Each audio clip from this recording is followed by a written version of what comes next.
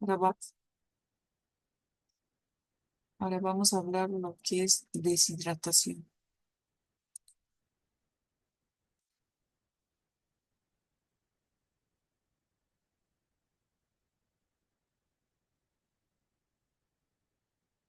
Vamos a hablar de la deshidratación en pediatría. Como introducción podemos decir que la deshidratación es un cuadro clínico originado por la excesiva pérdida de agua y de electrolitos. Se origina por disminución de la ingesta de agua o aumento de las pérdidas o de ambas. La deshidratación es, por tanto, una pérdida del volumen circulante, una hipovolemia que en ocasiones puede ser grave y originar un cuadro de shock hipovolémico. La etiología. La causa más frecuente de deshidratación en pacientes pediátricos es la gastroenteritis aguda. Entonces aquí tenemos un cuadro donde, según la etiología, ¿no? Por ejemplo, por escaso aporte, y esto más se da en lactantes menores de 3 meses, el ayuno prolongado, disminución de la ingesta de agua, lactancia materna no bien establecida. Entonces los neonatos son los que vienen, ¿no? A la emergencia porque no han lactado bien y se han empezado a deshidratar y por lo tanto ha incrementado la bilirrubina, el cual se manifiesta con coloración amarillenta de piel y mucosas. Ahora, por excesivas pérdidas, la más frecuente es lo que habíamos dicho, gastrointestinal, ¿no? El cual está asociado a diarrea, vómitos, ingesta de laxantes, síndromes malabsortivos.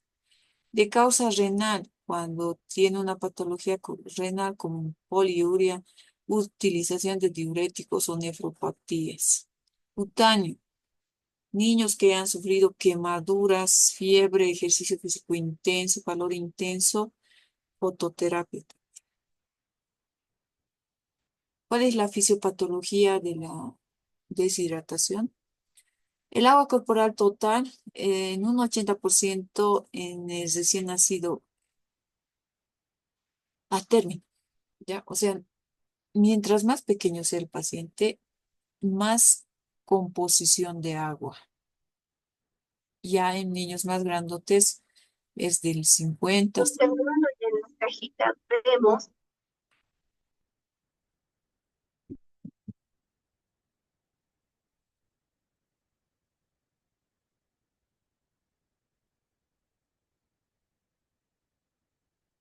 Es importante tener en cuenta que en el adulto, por otra parte, o en el adulto ya será como que entre 50 a 60% ya, ¿no?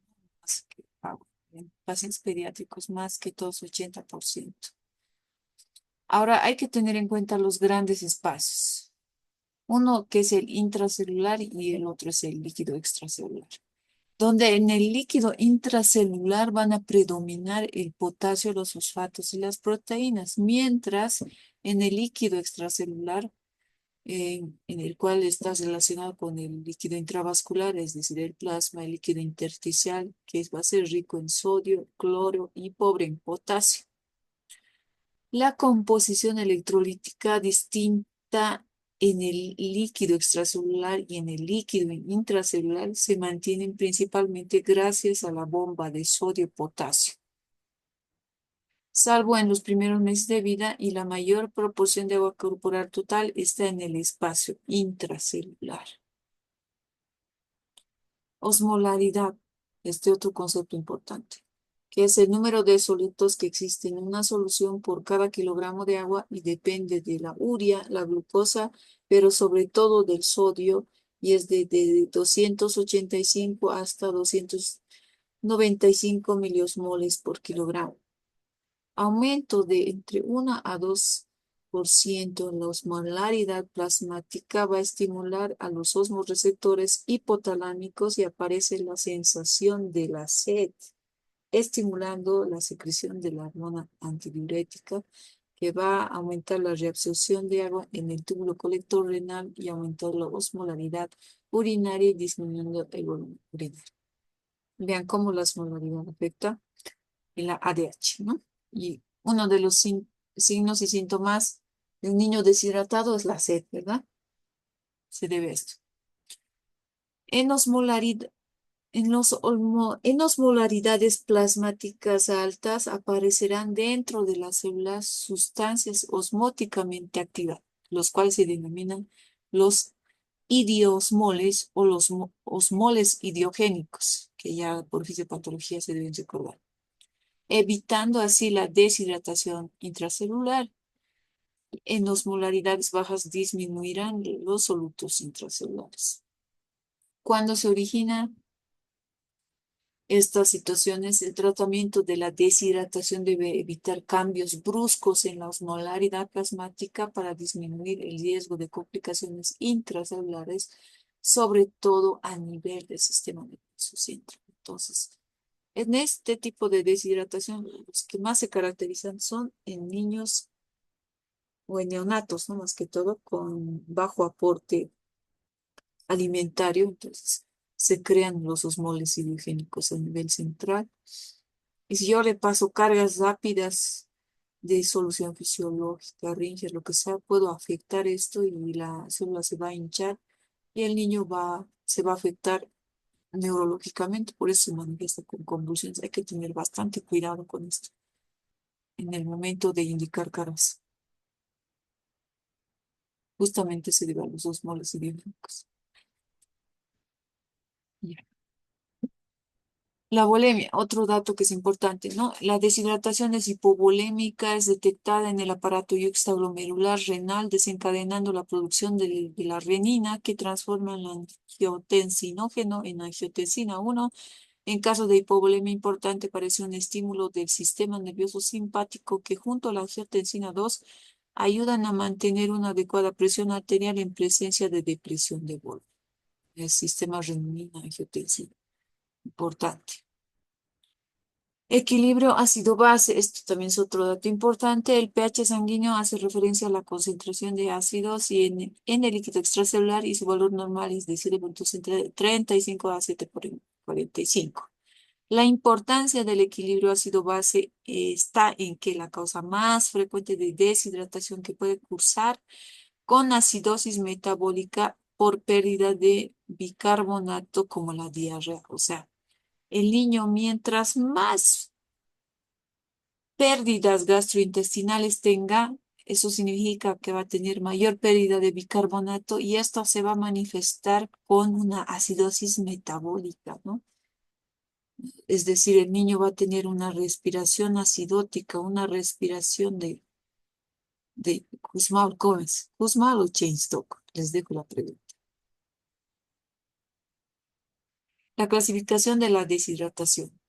La clasificación de la deshidratación según el volumen perdido. Esto hay que tener muy en cuenta porque es importante tener en cuenta el peso previo del paciente. No puedo hacer porcentaje de pérdida, no tengo.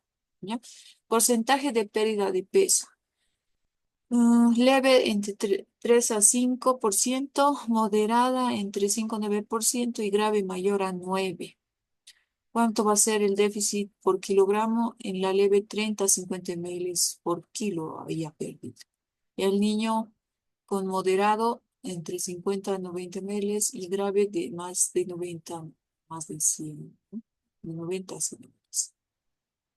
Ahora, eso según el volumen perdido, ¿no? Pero en nuestro medio aún seguimos manejando lo que es la deshidratación en base a la clasificación de la IEPI, ¿no? Con deshidratación o con deshidratación grave o sin deshidratación. En cuenta y lo vamos a hablar después de esta sesión.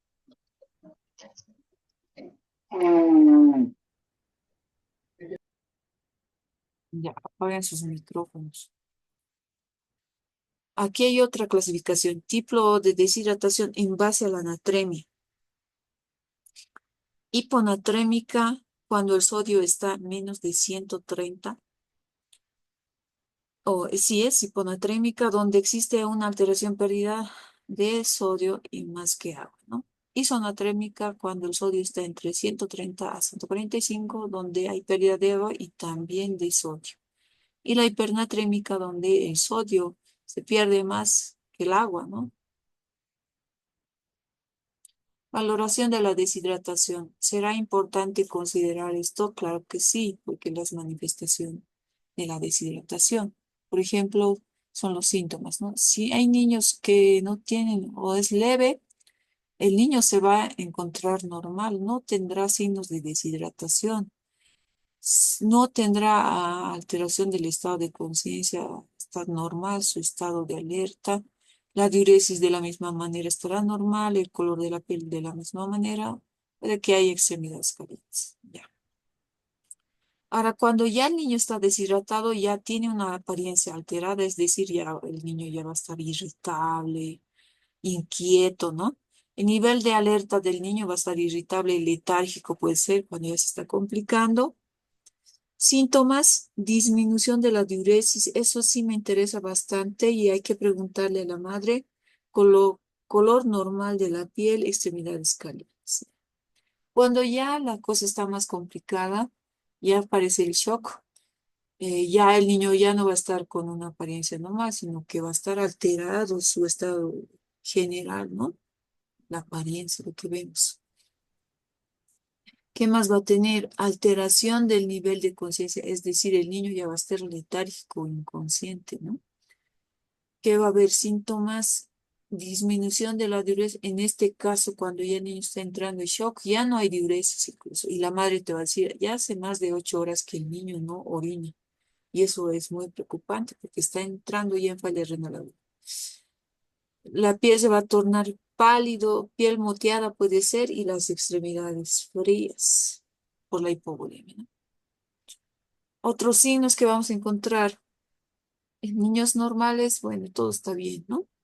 Pero en niños que estén comprometidos ya que tengan deshidratación, vamos a ver apariencia alterada, letárgico, van a tener color tal vez normal, extremidades calientes, ojos hundidos, mucosas secas, taquicardia, taquimia, pulsos periféricos normales, relleno capilar menor a 2 segundos, turgencia de la piel, alteración de la turgencia, pérdida, presión normal. Pero cuando el niño ya está en estado de shock, existe alteración progresiva de la conciencia, el niño ya se encuentra pálido o con una piel moteada, extremidades frías, los ojos obviamente van a estar hundidos, las mucosas secas, va a haber taquicardia, va a haber taquimia, los pulsos periféricos débiles, el relleno capilar mayor a 2 segundos, la piel, ya hay pérdida de la turgencia y hay una hipotensión y shock. En la deshidratación o hiponatremia en las que predomina la pérdida de líquido del espacio extracelular, la hiponatremia aguda grave puede causar edema cerebral, lo que les decía, ¿no? Hace un momento. Los síntomas neurológicos van desde malestar y vómitos a cefalea, disminución del nivel de conciencia o convulsiones o coma. Eso es grave. En las deshidrataciones hipernatrémicas predominan síntomas neurológicos. Eso es lo característico, ¿no? En neonatos más que todo, donde puede existir irritabilidad, sed intensa, continua bebiendo con avidez aunque presentan vómitos o malestar. Hay letargia, hay debilidad muscular, llanto agudo en lactantes y fiebre. Si la hipernatremia es intensa, aparecen manifestaciones neurológicas más graves como las convulsiones, el coma y la muerte. La deshidratación cerebral puede originar hemorragias intracerebrales y subaracnoideas focales. En realidad, esta es una de las complicaciones más graves de un niño que está frente a una deshidratación hipernatrémica y hay que tener bastante cuidado, ¿no?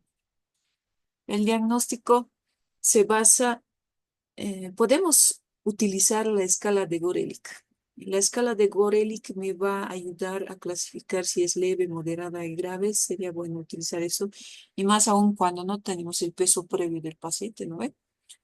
Entonces, por ejemplo, ojos hundidos. Un niño con deshidratación va a tener ojos hundidos, mucosas secas, ausencia de lágrimas. Pérdida de la turgencia cutánea, deterioro del estado general, pulso radial débil, frecuencia cardíaca mayor a 150, respiración anormal, respiración acidótica, ¿no? Oliguria o oligoanuria. ¿Cuánto decimos? Cuando está leve la deshidratación en menos de 3 puntos. Es decir, capaz solo tenga estos tres de arriba que están bien. Sundismo, cosex, ausencia de lágrimas y todo lo demás está, ¿eh?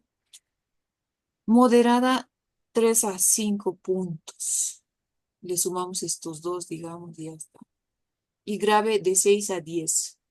En negrita los signos con mayor valor predictivo para deshidratación moderada, ¿ves? A grave. Entonces, estos tres son los más que me ayudan a decir que tiene deshidratación moderada grave. Lo que es pérdida de la turgencia cutánea, es decir, el signo del pliegue mayor a 2 segundos, ¿no ve? Deterioro del estado general, que nosotros lo conocemos como letárgico inconsciente, ¿no? Y la respiración anormal, que es un dato grave característico de una acidosis, ¿no? Una respiración acidótica. Vean, es importante esta escala de Borel. Será importante controlar cuando llega al servicio de emergencias los signos vitales, frecuencia cardíaca, respiratoria, temperatura, saturación de oxígeno, presión arterial, porque mientras más comprometido esté el paciente, la parte hemodinámica, todo esto se va a ir alterando. Laboratorios, será importante solicitar electrolitos, sodio, potasio y más que todo porque el niño con diarrea puede tener pérdidas gastrointestinales y esto va a condicionar una hiponatremia y una hipocalemia.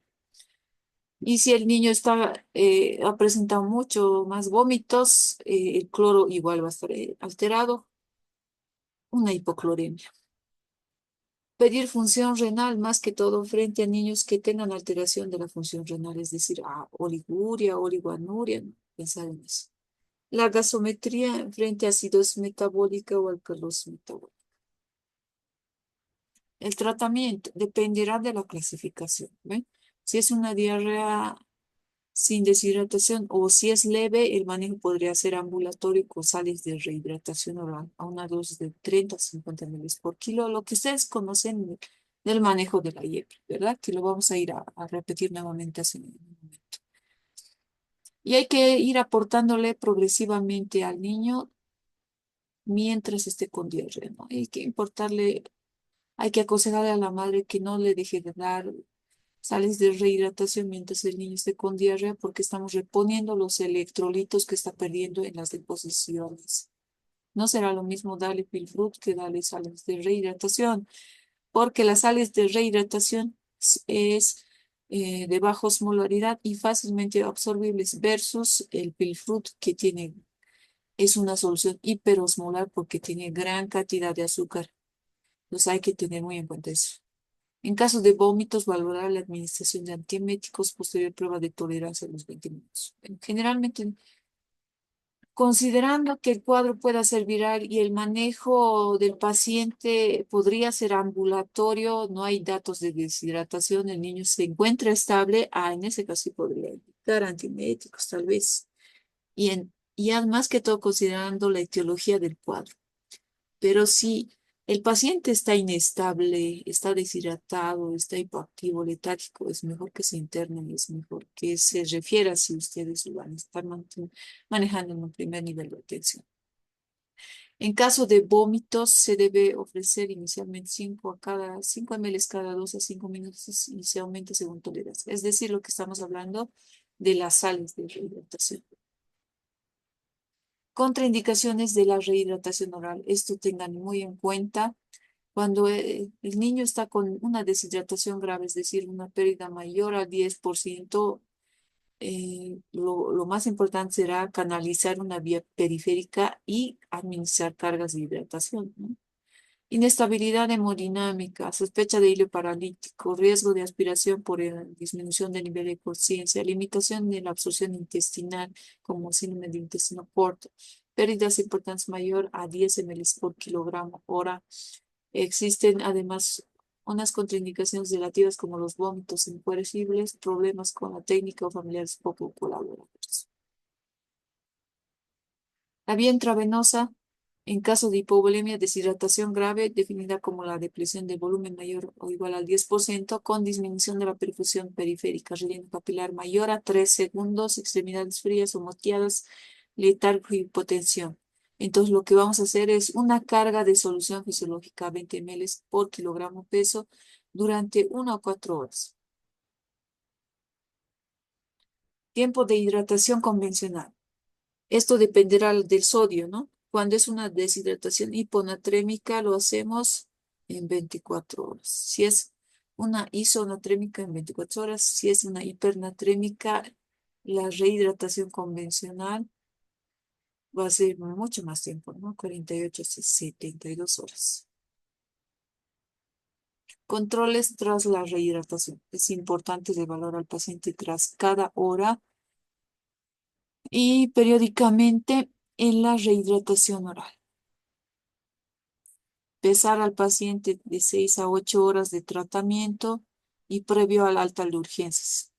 Eso después de haber hecho el plan A, plan B de hidratación. Vigilar diuresis, valorar signos de sobrecarga de volumen o persistencia del déficit. Esto en relación a sobrecarga de líquidos, ¿no? Hay que tener bastante cuidado, más que todo en emergencias. Considerar cada signo y síntoma que hayamos observado antes de continuar con cada carga. Los pacientes con sueroterapia intravenosa más de 24 horas deben tener un control de iones. Les controlamos electrolitos. La deshidratación hiponatrémica se caracteriza por convulsiones, coma o alteración del nivel de conciencia y suele ocurrir con cifras de sodio menos de 125 mil equivalentes o sobre todo menos de 120 por mil equivalentes litro. El tratamiento será con suero salino hipertónico al 3%, entonces habría que considerar eso, ¿no? 513 mil equivalentes de sodio de 2 a 5 ml por kilogramo, máximo 100 ml, intravenoso pasar en 10 a 15 minutos y este bolo suele aumentar el sodio 2 mil equivalentes litro. La corrección demasiado rápida de la hiponatremia grave puede provocar un síndrome de desmielinización osmótica grave e irreversible. Entonces hay que tener bastante cuidado con la reposición del sodio. Bueno, esto nosotros lo hacemos mm, con mucho cuidado, ¿no? Deshidratación hipernatrémica. Con signos de shock debe tratarse primero la depresión de volumen mediante la expansión con suero salino fisiológico y continuar después con corrección de la hipernatremia. 48 horas en las deshidrataciones moderadas con un déficit mínimo de 7 y 72 horas en las deshidrataciones graves. Sodio más de 170 mil equivalentes litro o crónicas mayor a 48 horas con un déficit mínimo del 10%. El objetivo es que el descenso de sodio sea lento con una tasa máxima de disminución de 0,5 mil equivalentes y de 12 mil equivalentes en 24 horas. Bueno, en realidad nosotros controlamos que disminuya 10 mil equivalentes por cada día que estamos bajando la cantidad de la hipernatremia. Importante considerar los signos graves de deshidratación, como es decir, los ojos hundidos, la letargia, la ictericia, la fontanela deprimida, la pérdida de peso, el signo de pliegue, las contracciones musculares, más que todo en neonatos esto, ¿no? En neonatos, la hipogalactia materna, la escasa ingesta y la mala preparación de biberones son posibles etiologías. En las deshidrataciones leves o moderadas por falta de aporte con buen estado general, el tratamiento consistirá en favorecer una alimentación adecuada teniendo en cuenta la pérdida fisiológica de peso en los primeros días de vida. Es decir, hacemos el control del porcentaje de pérdida de peso y eso es todo. Ya. Voy a dejar de compartir, esta clase va a grabar y nos vemos en 10 minutos.